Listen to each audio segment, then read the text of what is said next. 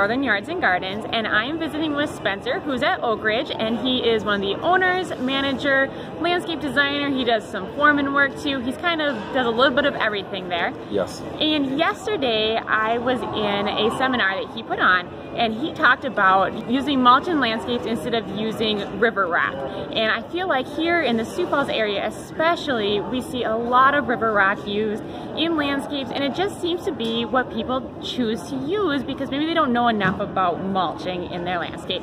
And so I just wanted to talk with Spencer a little bit to first see, why is rock perceived to be such a great use as the ground cover in a landscape?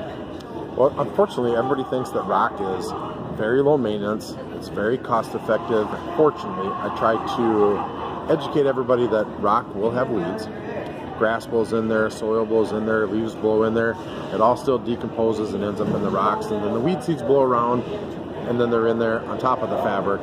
So the fabric really is a necessary thing with river rock, but over time, the voids in each little between the rocks gets full of soil, and then you have that medium right ready for the seeds to blow into.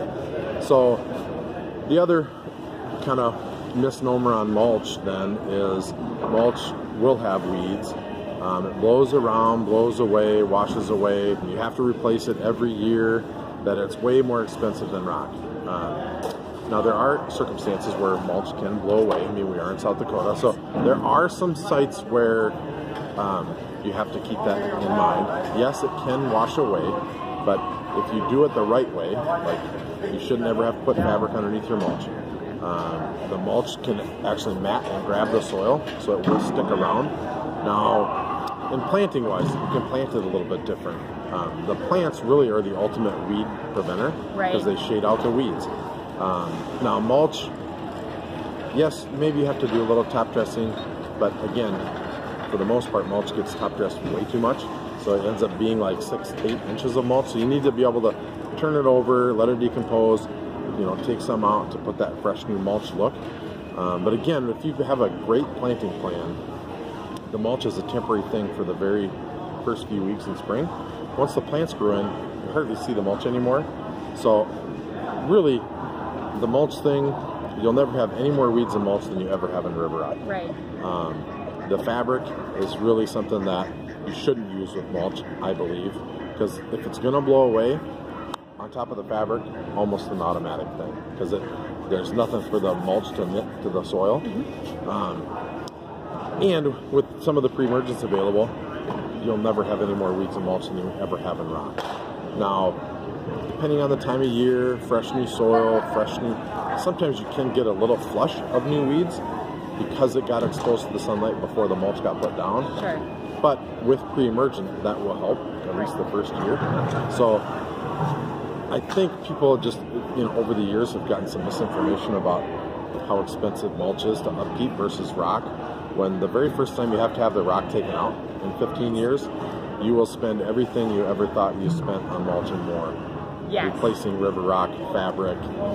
And if you ever develop a passion for gardening and you have a river rock as your landscaping bed material, it's miserable to dig up and move plants, and that's part of the fun, is experimenting with new plants, and I don't think you want to do those all the time. But again, it's so much more user-friendly to spread a few bags of mulch every year than rock that's settled. You got to get rock and cover the plastic, and Yeah, it sounds like, especially if someone was going to do their own landscaping, in comparison to rock, the mulch would be the easier to do, because then the homeowner doesn't have to get the fabric, they don't have to haul in that rock. That rock is heavy. That's labor intensive to put down.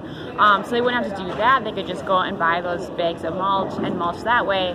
And then, boy, I have had to grub out rock before. That is not a fun job. So yeah, save yourself the work 15 years from now and don't put the rock in the first place. So that absolutely. One other question then about mulch is, if you walk into a garden center, there's typically a handful of different varieties of mulch available. Some of it's in bulk mulch, some of it's in bags. Do you have any recommendations for that homeowner when they go shopping for mulch?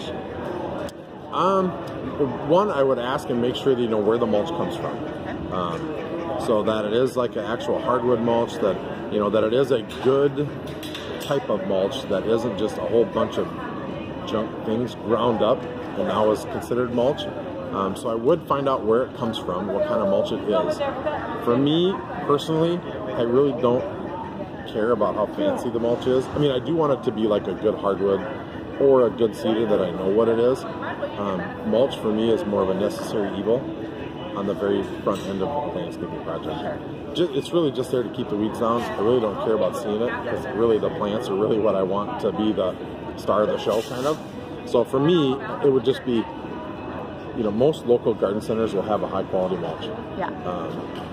They get it from a supplier, you know, around. It doesn't something from, you know, Hurricane X, Y, or Z that it all gets piled up, ground up, and shipped around. So I think if you know who you get it from, know where they get it from, I think you'll have really good luck. I hope that my viewers now have maybe learned a little bit about mulch, and that it could be a very good option for you when you're putting in your new landscape. Please, if you have any questions about using mulch in your landscape, leave a comment below so I can answer back. And you know, look forward to a good spring, and also check out Oak Ridge Nursery and Landscaping. They are a great local resource for us, and so if you have any questions, you can always talk to them directly also. Thanks!